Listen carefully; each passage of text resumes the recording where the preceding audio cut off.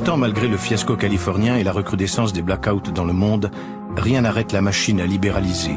Après sa désintégration, EDF se voit en partie privatisée depuis octobre 2005.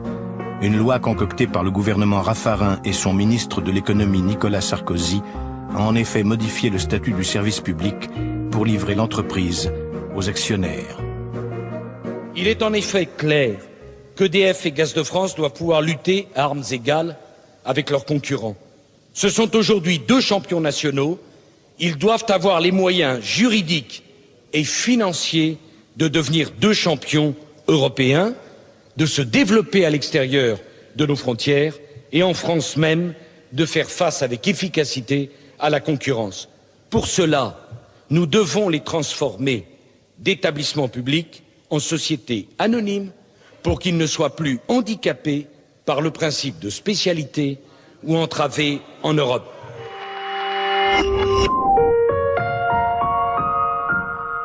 Privatisation rime toujours avec rémunération importante pour les actionnaires.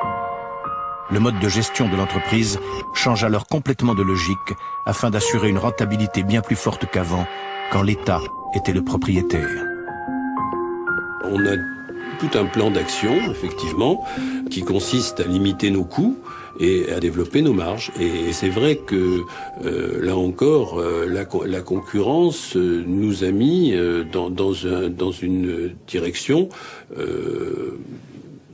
disons, complètement articulée, cohérente, vis-à-vis de la recherche d'économie et de productivité, c'est-à-dire d'efficacité vis-à-vis du client. Ça concerne aussi des réductions au niveau de la maintenance, des budgets de maintenance, des budgets d'achat, qui ont forcément des incidences sur la maintenance des réseaux, sur la maintenance des installations nucléaires. Cette marche forcée vers la réduction des coûts n'est pas sans conséquences en matière de sécurité. Et à la différence d'un pays comme la Californie, principalement équipé de centrales thermiques, la France doit gérer en plus un parc nucléaire important.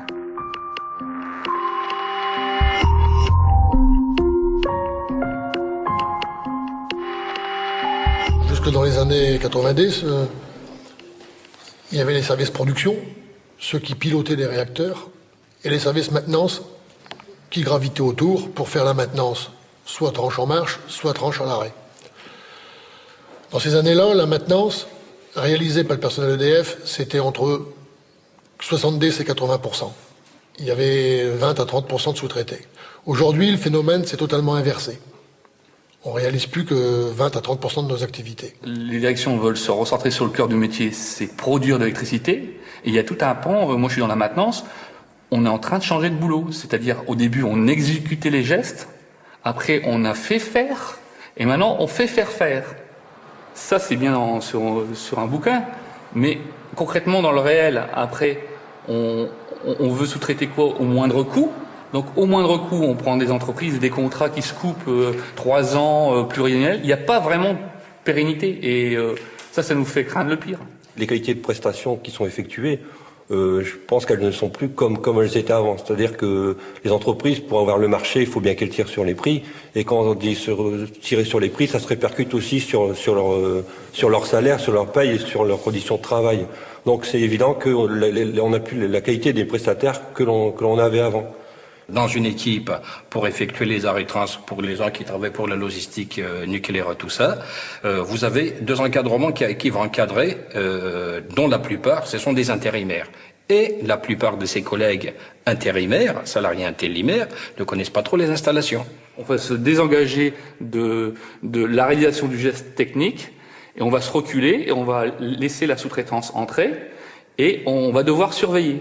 Les gens qui aujourd'hui surveillent les prestataires qui réalisent les prestations ont fait dans le passé ces prestations. Donc ils savent très bien qu'est-ce qu'ils doivent surveiller, ils savent très bien où ça peut déconner, où est-ce qu'il peut y avoir des problèmes. Et aujourd'hui, les jeunes qui arrivent, on les cantonne tout de suite dans des activités de surveillance pour surveiller les activités qu'ils n'ont jamais réalisées. Alors, excusez-moi, mais moi j'y crois pas. Moi je dis pour faire de la surveillance d'un travail, il faut l'avoir fait.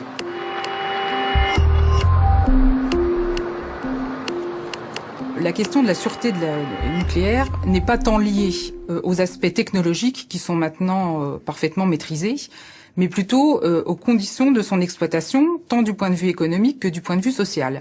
C'est-à-dire que quand on commence à faire des coupes sombres dans les budgets, ça détermine le niveau de sûreté des installations nucléaires. La France accepte globalement ses relations avec l'énergie nucléaire, et avec des outils, les centrales nucléaires, qui sont fondés sur le fait que le responsable, c'est l'État. Il faut bien comprendre que demain, si des entreprises privées se lançaient dans l'énergie nucléaire, elles pourraient être amenées pour des raisons, malgré tous les règlements, pour des raisons qui sont des raisons économiques, à ne pas avoir la sûreté nucléaire ultime, maximum, qui est celle de la France.